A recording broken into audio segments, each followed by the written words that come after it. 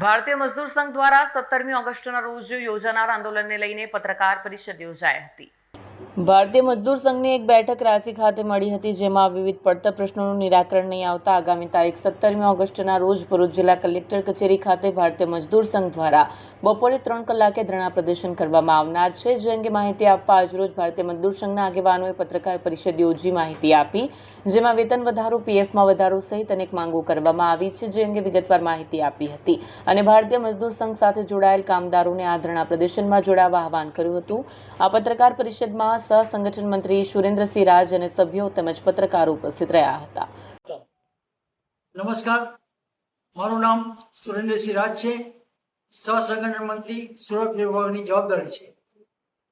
17 August Ranchi ખાતે જે all India મજદૂર સંઘની ભારતીય મજદૂર સંઘની જે બેઠક યોજાઈ, એમાં એવો નિર્ણય કરવામાં આવ્યો છે કે સમગ્ર દેશની અંદર 17 તારીખે આંદોલન કરવા જઈ રહ્યા છે।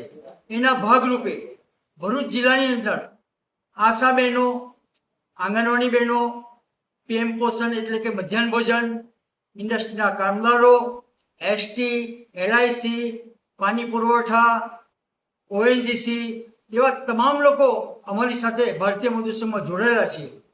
એ લોકોને અમે આજે આ પ્રેસ કોન્ફરન્સના માધ્યમથી આહવાન કરીએ છીએ કે 17 તારીખે બપોરે 3 વાગે કલેક્ટર કચેરીએ પહોંચી જાય અને ત્યાં આ આંદોલનમાં ભાગ લે।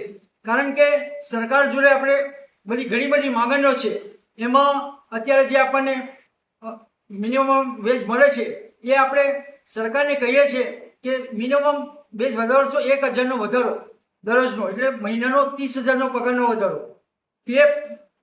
પીએફની અંદર 7,500 રૂપિયા મળવા જોઈએ।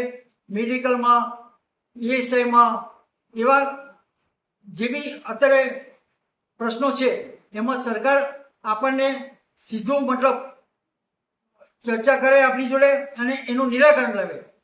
એટલા માટે આજે અમે બધા ભરૂચ જિલ્લાના કામદાર મિત્રોને અને બહેનોને આહવાન કરે છે કે ભરૂચ જિલ્લાની જે 17 તારીખની જે ધરણા છે, એમાં અવશ્ય ભાગ લે। ભારત માતા કી જય। વિડીયો જર્નાલિસ્ટ કરણસિંહ સાથે સડ્યા ટીવી ન્યૂઝ અંકલેશ્વર।